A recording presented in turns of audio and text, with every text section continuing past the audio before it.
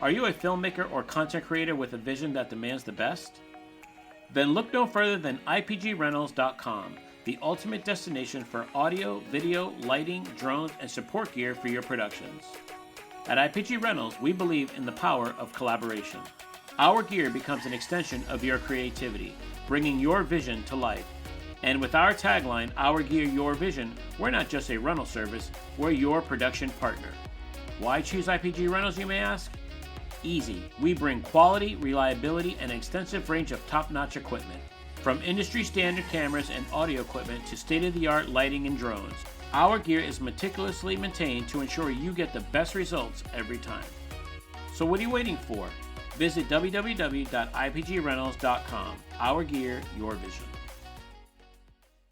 So Lawrence Vexler, thank you so much for joining us. Thank you for taking time out of your schedule to be on Media Hub. I know you have a lot of insight for our viewers, so I just want to say thank you. But before we even start that, to have our viewers know who you are and a little bit about you, we came up with these icebreaker questions. It's almost kind of like a quick, off-the-cuff answers. There are usually one or two words, all right? But we're going to have fun with it, okay? Okay. All right, Ready. There's no right or wrong answers, obviously, either. But here we go. Quick takes. Number one, first question. What's your biggest pet peeve in a bad audio mix? The fact that it's bad. What makes it bad for you? You can't hear the dialogue. Can't hear the dialogue. Okay, good one. All right, next. Favorite moment from a live broadcast feed that you've worked on?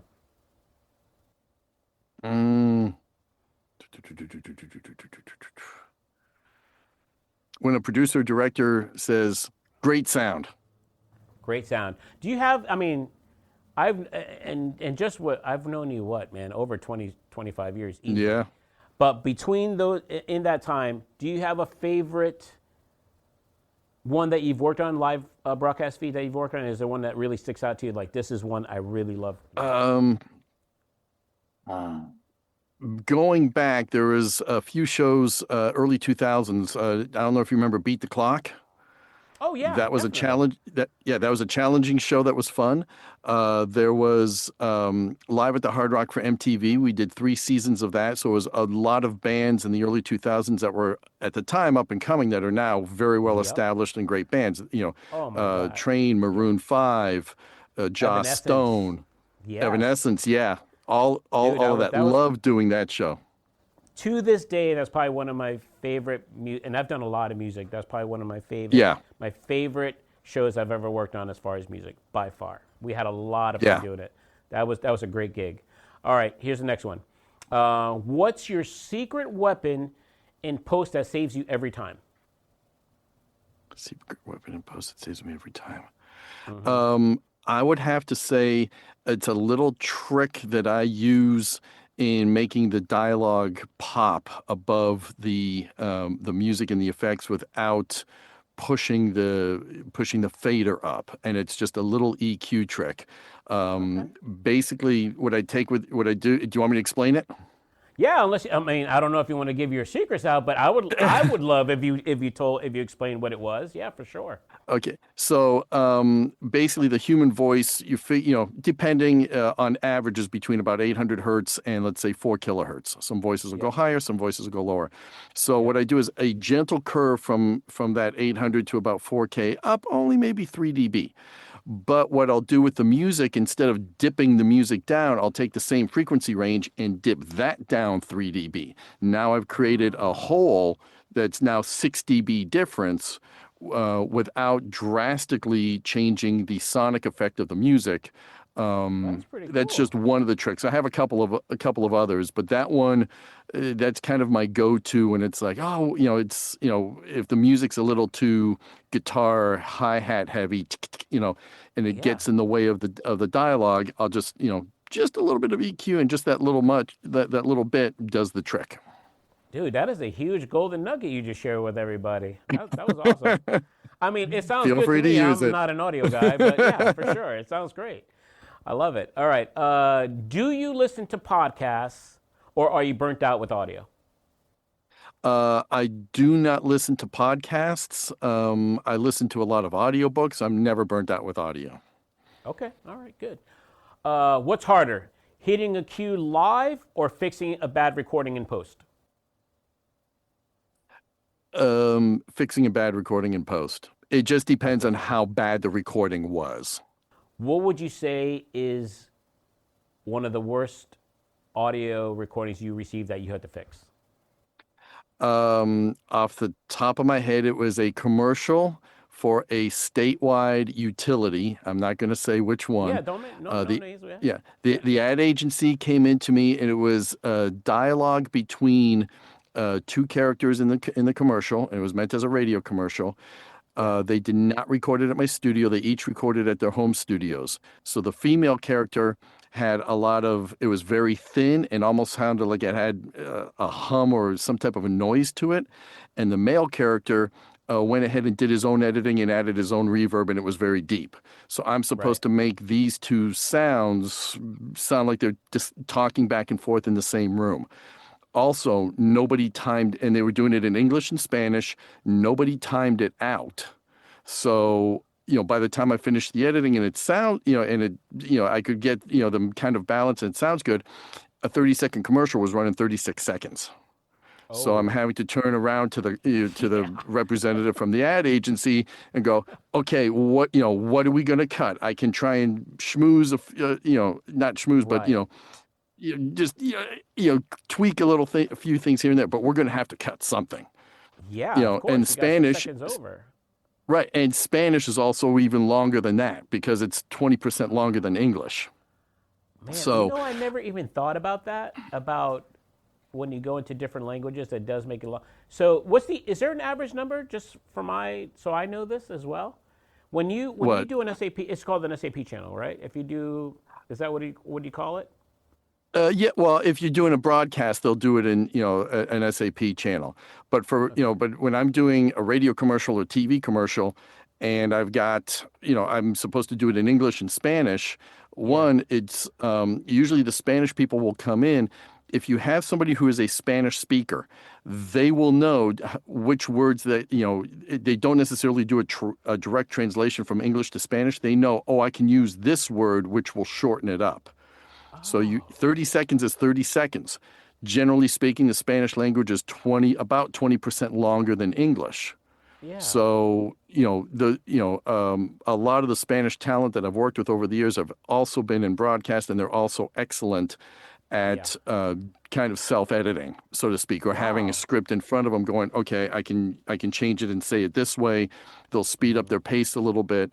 I've even had some Spanish talent where I'll give them the English in one ear, themselves in the other ear. So they have the English coming in, the script in front of them, both languages, and zoom out the mouth. Dude, They're that just is. doing Let it me tell you live something. like that. That is such a talent. I remember. I know we're going off the icebreaker question, but I remember the first time I worked with it was for Univision as well, Hmm. where the talent they fed they fed her all the lines through her IFB, and she literally was just repeating everything without Yeah. a teleprompter or anything. That's the way. I've only seen that one time in 34 years, 35 years that I've been in the industry. One time. Oh, I've That's a used that. lost. Really? I've It. had that quite a bit in the studio because we're doing, especially like I've done a lot of, corporate videos, training videos. Yeah. So, those can be 4 or 5 minutes long, Mm-hmm. and studio time is studio time. It costs money. So, a good talent will basically do the same thing. And it's people that also do a lot of corporate convention work as on-stage talent. It's basically an ear prompter. They have Yeah. one language, they either have a language coming in, they're spitting out exactly what they're hearing, or they got one language coming in, they're spitting out something else in a different language. Yeah. Dude, such It's such a amazing to talent. watch. Yeah, Yeah, it is. you're right. It is amazing to watch. Okay, back to the icebreaker questions. Here we go. The next Okay. one. Favorite plugin you can't live without? Uh, I have a BF3A compressor Okay. All that's right. I use on my master almost every time. Very light compression. You really don't hear it working, when I just dial it correctly, but it saves me every single time. Tell me which is the worst case scenario as far as sound. Is it a bad mic or a bad room? Ooh. Ooh, I stumped you. Oh yeah, because both can be bad. I mean, bad mic as far as placement or as far as the mic is failing. If the mic is failing, that's pretty bad.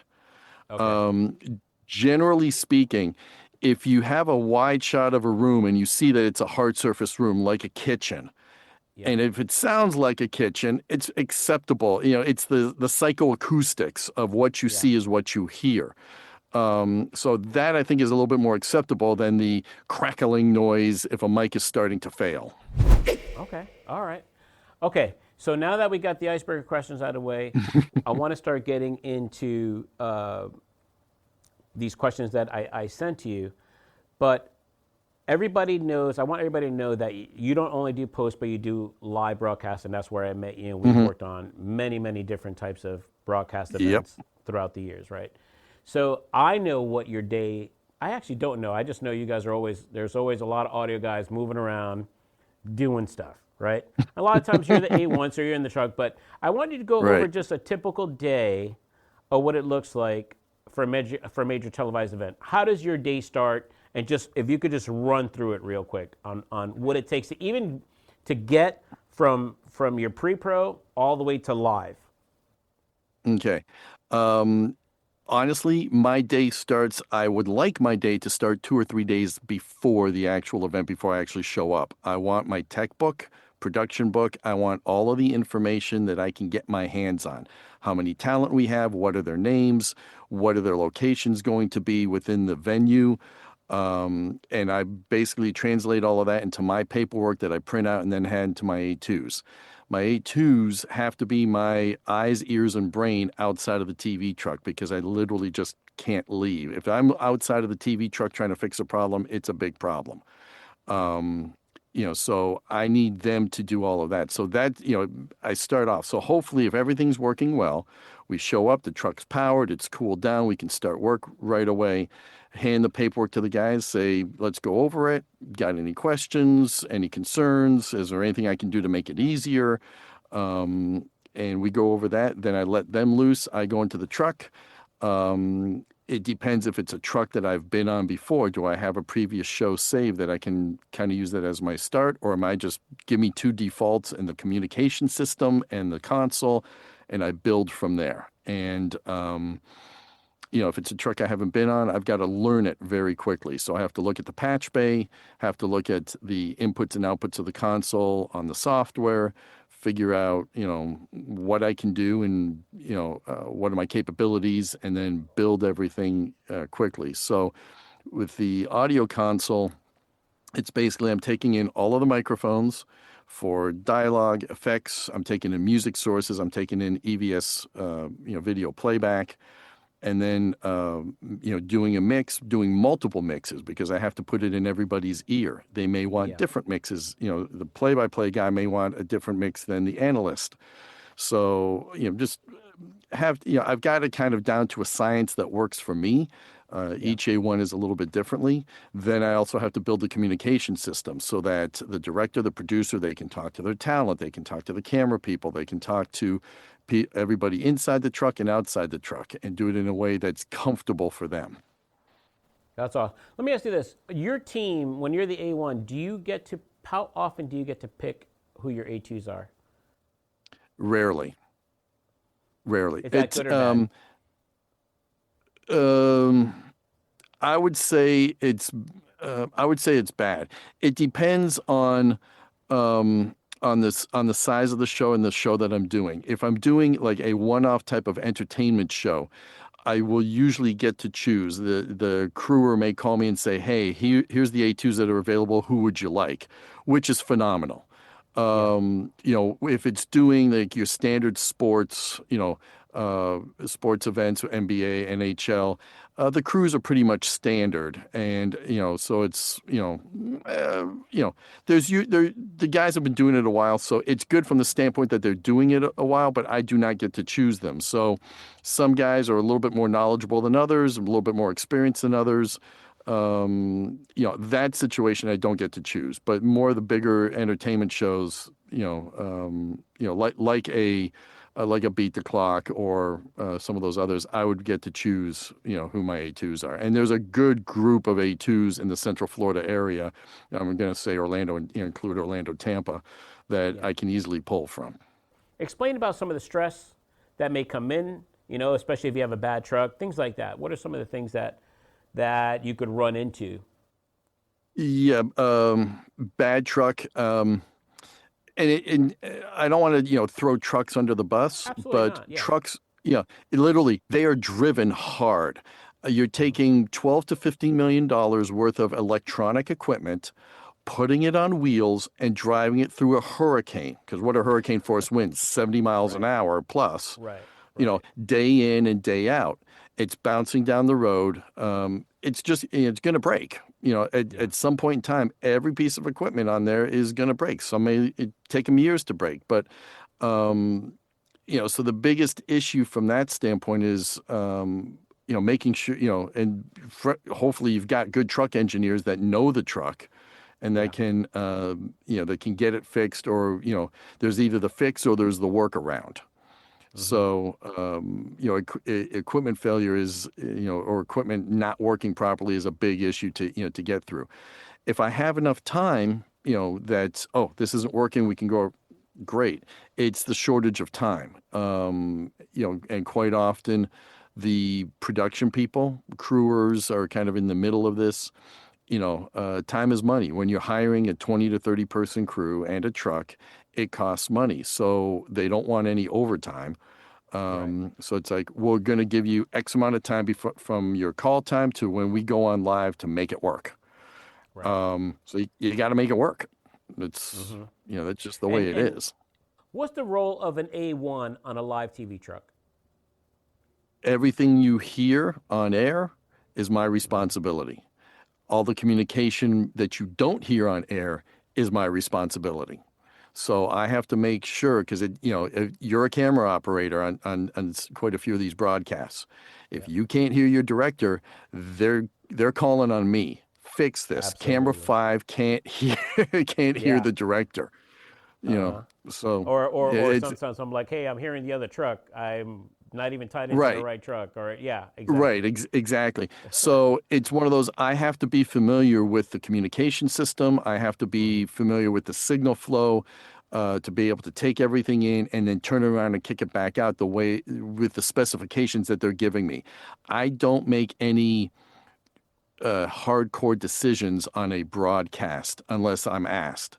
So, in the tech book, they say we're going to kick out 4 channels of transmission. Here's what we want on each channel. Or we're going to kick out 8 channels of transmission. Here's what we want on each channel.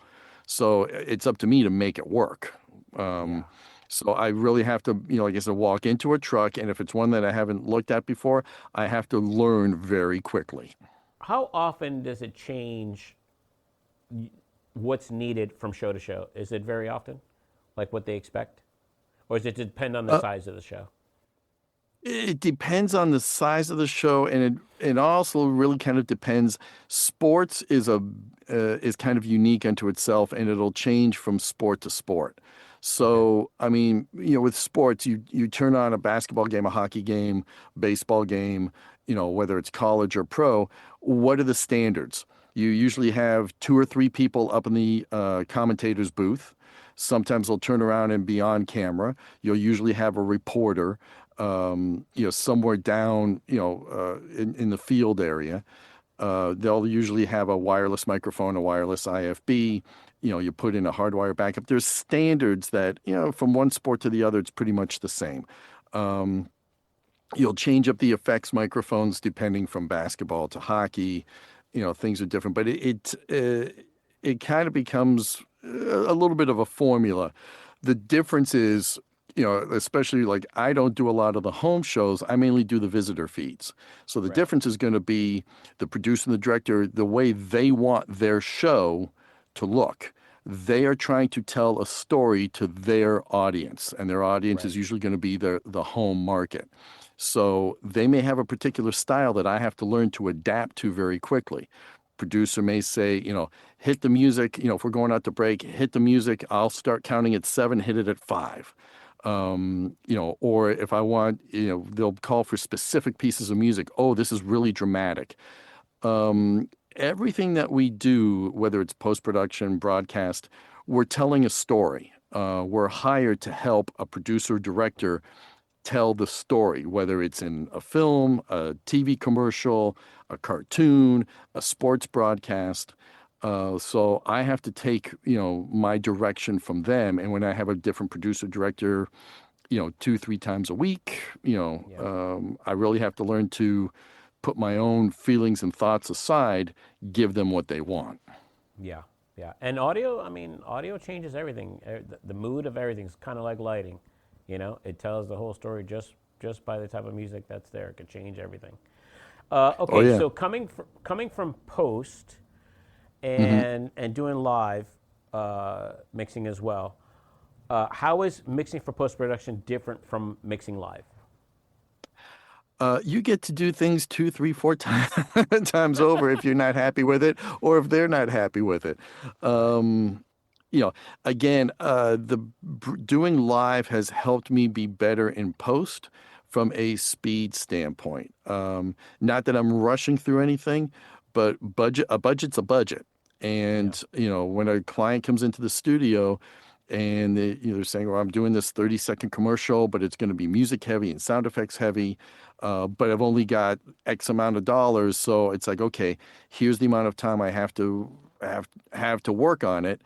I Yeah. want to give them exactly what they want. They have to walk out happy. So, that's that's the bottom line is, Yeah. get the job done and make sure that my client is happy. All right, Lawrence, here's my next question. How do you go about approaching balancing dialogue, music, and sound effects for final mix? What does the client want? That's my approach. Um, Okay. Going back to telling a story, whether it's an audio book, whether it's a hockey broadcast, whether it's a piece of music, um, it's how does the client want it to come across? Generally speaking, it's the dialogue that's going to tell the story. So you want your dialogue to sit on top. Music provides the emotional content Hmm. to it, and the effects help to enhance the reality of it, of what's going on. So, but there may be times where you want the music to, to push and get in there, and you may bring the dialogue back a little bit. Usually, though, I'll have the dialogue on top, effects just underneath that, and music kind of underneath that. But the music and the effects can, depending on what the project is, can be back and forth. Staying on the subject of post sound, what hmm software or plugins are must have in post production? Pro Tools is the de facto digital audio workstation for post production. There's plenty of others out there, um, but over the years, Pro Tools, Avid's Pro Tools has just become the industry standard. So you have to have that. There's a whole bunch of newer plugins that have come along. I've been doing this for 30 years. So I have the ones that I like, that I use, that I trust. I'm not opposed to trying new ones, but Right. that has to be on my time, not necessarily the client's time. Okay. All right. Um, and I think you told me you transitioned the other way, right? You came from post to live to fill in the days when you were doing post Right. audio, right? I think that's what you told me. Yeah. Okay. So either way, from going from post to live or live to post, how would you recommend someone to transition to the other side, either from live to post or post to live? Mm, Let's ask you: is it that's hard to do? You think? No, I don't want to say that it's hard to do. I'd say what you really need, especially well, on both in this industry, what we do is a combination of creative and technical. Okay. And I think you have to have a good background in the technical aspect of audio engineering to be able to do post, and especially to do live, because live, like you said, the show goes on live at this time. You've got to be ready. So you have to work quick. To do the transition, I remember when I transitioned, I was lucky. I had some guys that were in the area that I would be their A2, and like doing some Magic games, and there wasn't any room on the court for me to sit. So I would go into the audio room in the truck, turn a milk crate upside down, sit next to him, and watch what he was doing. And when he had a break, he'd turn to me and say, "This is Michael Montevanti, by the way." Michael would say, "Okay, go ahead, ask me questions. I got 30 seconds." So I would ask him questions. And it was basically, I had the concept of mixing. It was what was different about being in a studio as opposed to being in a truck. So it was nomenclature. Signal flow was, it's the same for both.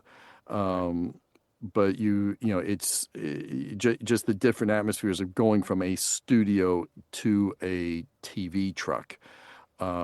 Especially in a truck. Well, it's the same for the studios, that you have to build it. There isn't anybody else there to build it for you. So, not to throw, TDs under the bus, but when a TD comes in, he sits down, writes on a piece of paper how he wants the monitor wall to look, and he hands it to an engineer who goes back and patches it.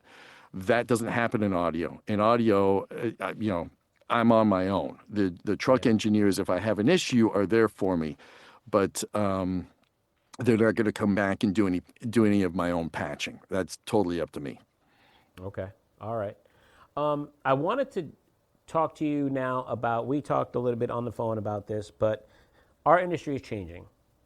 Mm-hmm. Whether it doesn't matter what field you're in, but with AI in our industry now, and just in the amount of 2 years that just passed, and how much it has progressed in just the 2 years. And I know in our industry, in the video side of things, I mean, even apps that we used prior and the way they are now 2 years later, they have progressed so much better. Do you find that in audio as well? And I'm going to tell you right now, you're probably going to kill me right now, because I know you do VO and you have your guys and everything, but this is a true, honest story, okay? True, honest story. And promise, don't kill me, don't be mad at me, but this is the way it is right now. And I'm wondering if it's also affecting your business on top, because you're running a business as well, right? Mm-hmm. So we got hired to do a pilot for a reality show, right? And in this pilot, the budget was limited because it was a pilot, right? And it was a first time thing. So the VO is what ran the whole story, everything, right? We didn't have the money in the budget we were going to bring in a person and everything like that. So we used Premiere CC, and in there is a new AI VO. Right, and we've used them in the past, and we didn't really like them. I'm gonna be honest with you right now. There was a lot of other 2 years ago. There was a lot of apps out there that just did not work. The way they sound certain words, you had to type it out a certain way, or you had to do a couple of bit of spacing, blah blah blah. The inflectuation it didn't sound very good. You could literally tell that it was a digital AI voice, right? So we're like, you know what? Let's just try it. So we tried this plugin and we did it, and Lawrence, it blew our minds. It blew our minds on how the way it read it. It didn't sound very digital. The way it put in inflections in. It blew our mind. And I just want to know, what is your take on AI now, and how is it affecting the audio industry, pros and cons? I think AI is good from the development of technology within the business. AI, as they're using it to develop plugins that will help you move quicker, noise reduction. They're using AI a lot in noise reduction plugins to assess the sound to make the corrections. Right. I think, and again, my opinion, I think AI is not good on the creative side of it to replace a voiceover. And not that it can't do a voice, but they call it, artificial intelligence, not artificial emotions. And when, the human aspect, again, it goes back to, and this is kind of a philosophy of mine, is we're telling stories. We're using technology to tell the stories, whether it's television, film, radio, social media, music, CDs. The people that we admire, musicians that write their own music, authors that write books and they will narrate books. When they're telling the story, there's an emotion behind it. Yeah. Maybe one day artificial intelligence might be able to pick up on the emotion, but from what I've heard, what I've seen, it's not there yet. I was telling you earlier, I did a session last night. I had, it was 3.5 minute a pilot for another animation, 9 characters, 8 voices. We managed to knock it out in about 4 hours, but the emotion, the change up. So when a director said, hey, can you make it sound a little bit more like this? You need to change up the dialect, and do this. And then these were also young, in their 20s and 30s actors, voice actors, and they brought the characters to life. There was emotion and thought and feeling that I just don't think you're going to get from AI yet. Yeah. But why would we want to compromise the art of storytelling in these, like I said, I think AI is great from help develop the technology in the storytelling, but don't replace the artist in the storytelling, and the artist could be, could be the author. So, I don't, it has affected my business because people are using AI for voice, but, even if you're doing a 30-second commercial, or, for radio or for television or for social media, you want somebody who's going to believe in the product or the service that you're selling, and you can hear that in their voice. Or even if you don't necessarily recognize it, it's like, wow, I mean, if you hear something or see something, that may grab you for the product or the service, it's probably because of the way it was put together and the human side of it. If it was just, very artificial, kind of remember back in the late 80s and 90s when drum machines started becoming popular? Oh, yeah. Yeah, for sure. And it is just like, but, I remember the bumper stickers, drum machines have no souls. Because, it may have been perfect, but we don't necessarily want perfect. Perfect isn't what made you feel something for the song. Right. Right. Yes. Did it save money from having to hire a 4 or 5 or 6 piece band for the club to hiring one guy who can press a button and go, so from a budgetary standpoint, people will make those decisions, but it takes something away from the art. So that's my thought on it. No, absolutely, and I think you answered it very well. It just makes me ask a couple more questions because on a budgetary side, like you said, it does have pros and cons. So on making it faster, making it easier on your side of things, as far as the engineer, that is a big pro, right? But I understand what you're saying about not, taking away the artist of it as far as VO and voice actors and things like that, especially like you said for these animations. And I see that, and it's bittersweet, man. It's bittersweet. But how do you use it in your industry, in your line of work, in your studio, in your business? How are you using AI? Honestly, I'm not really using it a whole lot. Okay. Like I said, there's certain plugins. If the plugin was developed using AI, that's pretty much my extent because I'm using the plugin, but I'm not using AI to create scripts because I'm not a script writer. I'm the guy, my job is to record a great performance. So, they're But not going, I'm sorry to cut you off. Go ahead. No, go ahead. I was going to say, but you don't even use one to clean up the audio. So there's an app. I'm not going to mention the app because they're not paying me to mention it, but there is an app out there that I am not even kidding you, the way it cleans up the audio like that. And I don't in use a it. matter of Yeah, I don't use a seconds. specific app. There are a few plugins that I have that Okay. do noise reduction and help clean something that's got extra noise in it. And I use those plugins within Pro Tools. Okay. The bottom line is, as the engineer, um, I'm the one that has to make the final decision. It's walking that fine line of, did it clean up enough noise without leaving digital residue, so to speak, on the voice, Right. or has it left too much digital residue on the voice? So, yeah, it's it's one of those. It's the fine line. The purist in me says ADR, or go back and shoot it again, and this time turn off the refrigerator in the other room. It's Do like I said, my job is to record a great performance. I can Yeah. record a crappy performance just as well. Right. So having that thought process, the way you just explained, right? Do Mhm. you see that as being a positive for you?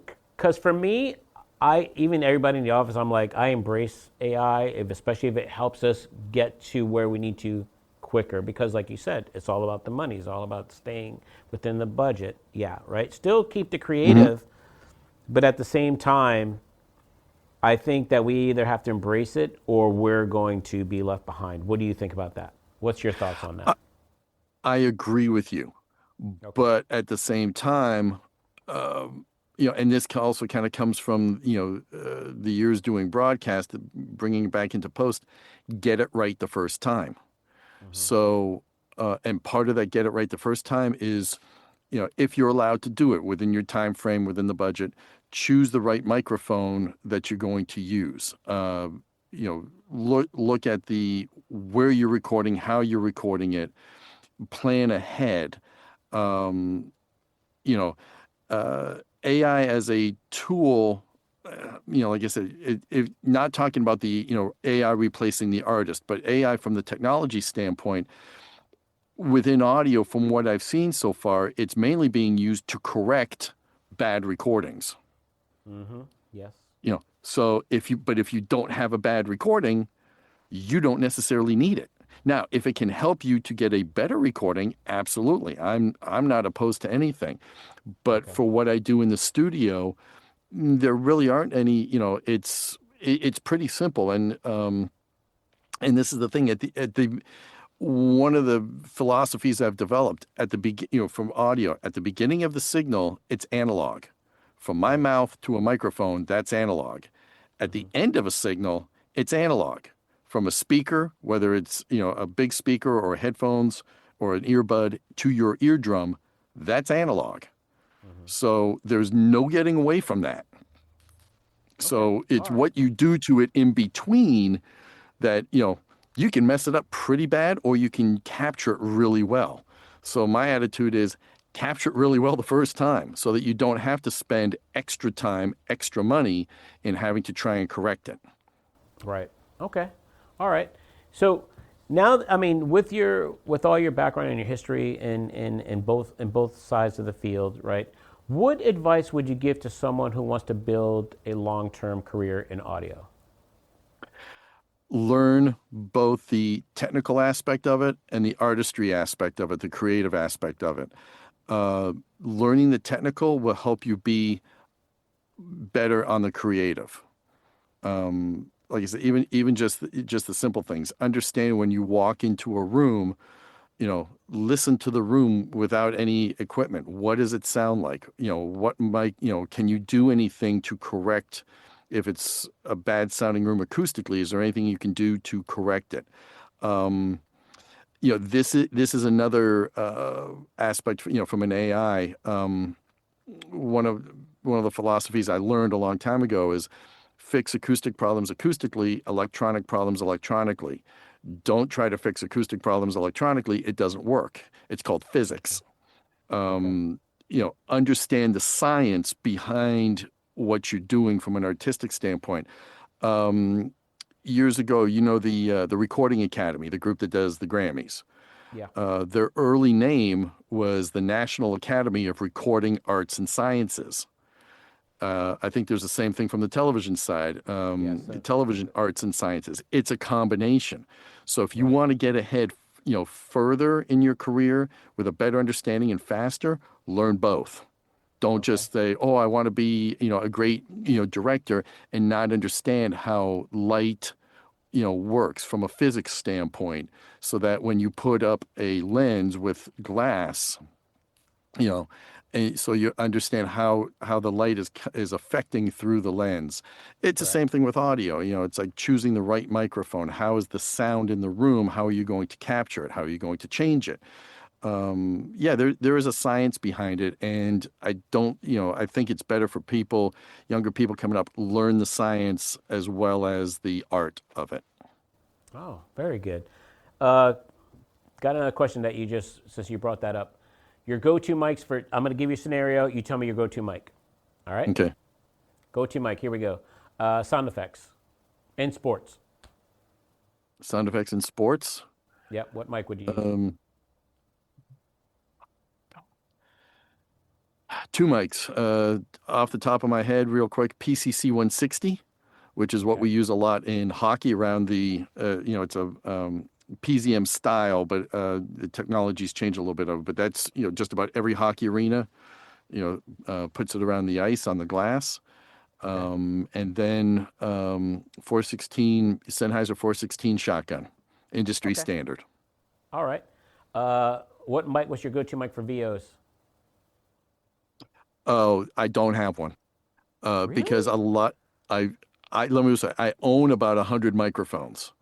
So Wow. it really is going to depend on, one, what the client wants, and two, what might work. If the client isn't overly picky, what might work best for the voice. So, for example, one of my go-tos, one of them, is a Neumann U87. Just about all of the publishing houses that call me to do audiobooks, they want a Neumann U87. It's a very Okay. warm sounding mic. But like I said, the session I did last night recording voiceovers for the animation, Yeah. I've got a pair of Shep's CMC 6 short shotgun mics. Yep. Yep. Neumann U87 would be a waste on trying to do, especially for the way that these guys were recording it. I had two people in the ISO booth at one time dialoguing back and forth. Right. Not that the Neumann wouldn't sound good, but putting two of them up, in a smaller space, there'd be more bleed over. The short shotguns with their pickup pattern was better for what I was doing from that standpoint. And one of my best mics for doing general voice and general, vocals is an AKG 414. Okay. A brighter sounding mic than the U87, but on some voices, you may want that. So it kind of depends. Yeah, I have a group of them. I wouldn't say I have one. Right. Okay. That's a very good answer. I would have thought you would have had like, boom, this is my go-to right here. Okay. No, that's good to know. Okay. What about for music? Whether not vocals, not for vocals, but for, let's say, a drum set or any other instrument, what would be your go-to mic for that? Or is that vary as well? That's going to vary as well. I mean, one that's, I've been doing it for 30 years, so I have some newer mics, Yeah. but like most instrument mics, you know, SM57, you can use that thing as a hammer and it will put it in front of a guitar amp, put it on a snare drum. It'll still work. It'll still sound good. The AKG 414, again, it's a workhorse. I've used that as a stereo pair sitting above a drum set, Okay. works wonderfully. You can put that on a guitar amp as well. Those are just, they've been around for a long time, and there's a reason, because Yeah. they'll just give you a good quality sound no matter what. Cool, man. That's good to hear. So I want to show some love to what you do in your studio. You know what I mean? Let Okay. everybody know, like, at your studio. First of all, if somebody wants to get in touch with you, where and how do they get in touch with you? What's your website? Website is lhvaudio.com. Okay. There's plenty of examples up there. you can see a client list. I've been doing it a long time, so the list, the list is long. Happy and satisfied clients. There's some examples of the work up there over the years. There you can get to me. There's a contact page there with phone numbers, with emails. LHVaudio.com is the way to get a hold of me. Awesome. And what services do you have at your studio? Voiceover recording, ADR recording, which is, not everybody, does ADR. It's mainly audio post-production, sound design work. Yes, I can do Foley work. Most of the projects in the last few years haven't required a lot of Foley, but I still, will pull that out when I get a chance to do it. I do some music recording work. Mainly if it's tied to, specific post-production projects, but, for radio commercials, TV commercials, social media, commercials. I'd have to say, the clients that come into me will come in because they want, the quality sound. Just having a microphone in the area, to pick up, it's not going to cut it for them. They want a nice sounding, quiet room with good equipment, and a lot of the ADR work that I do, I've done, recently shows, Chicago PD. I just did one the other day for a film project over in the UK. Usually I'm getting a call because, the actor, or like I said, for an audiobook, narrator is in the area. Somebody calls me and says, "Hey, can we book some studio time?" So from that standpoint, it's because they're in the area. If they were in Chicago, there's a few studios in Chicago that you can call, for that. There aren't a lot of pure audio post houses in Orlando. There's quite a few music studios. It's doing just music work is not something that I wanted to do. I really want to focus in on post-production. So that's pretty much what I do. Well, great. Well, listen, Lawrence, I want to thank you. I don't want to take too much of your time, but I do thank you for asking me to join us today. Yeah, man, for sure. I knew you would have a lot of wisdom to share with our viewers. And again, I wish you all the best. So thank you. Thank you. Same to you. Thank you. Are you a filmmaker or content creator with a vision that demands the best? Then look no further than IPGRentals.com, the ultimate destination for audio, video, lighting, drones, and support gear for your productions. At IPG Rentals, we believe in the power of collaboration. Our gear becomes an extension of your creativity, bringing your vision to life. And with our tagline, Our Gear, Your Vision, we're not just a rental service, we're your production partner. Why choose IPG Rentals, you may ask? Easy. We bring quality, reliability, and an extensive range of top-notch equipment. From industry-standard cameras and audio equipment to state-of-the-art lighting and drones, our gear is meticulously maintained to ensure you get the best results every time. So what are you waiting for? Visit www.ipgrentals.com. Our Gear, Your Vision.